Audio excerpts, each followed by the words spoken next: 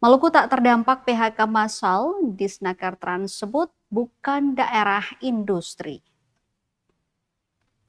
Dinas Ketenagakerjaan dan Transmigrasi atau Disnaker Trans Provinsi Maluku menegaskan bahwa pemutusan hubungan kerja atau PHK massal tidak berdampak di wilayah Maluku.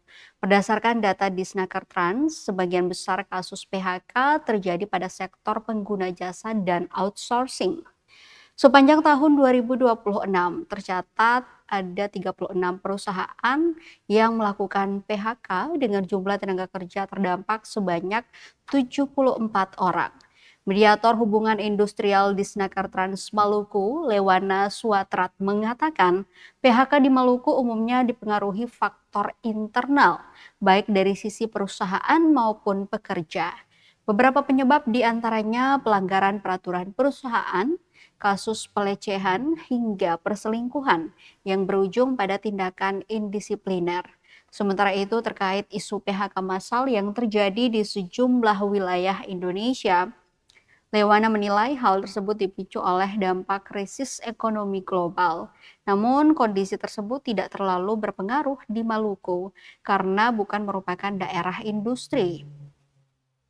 Ia juga mengungkapkan bahwa jumlah PHK pada tahun 2026 mengalami peningkatan dibandingkan tahun 2025. Meski demikian, Disnaker Trans terus melakukan pemantauan serta membuka ruang mediasi antara pekerja dan perusahaan guna mencapai keputusan yang saling menguntungkan.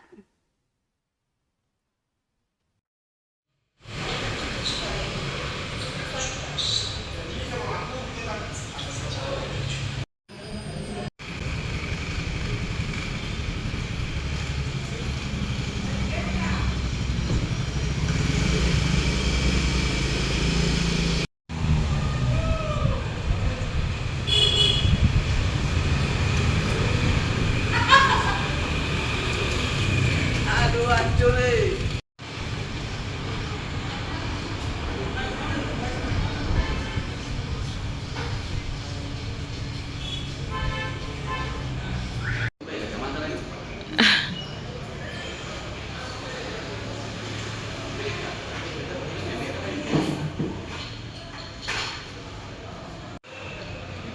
Liburnya di Poka itu.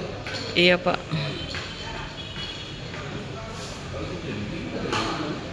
Oh, itu. 1000 nambah.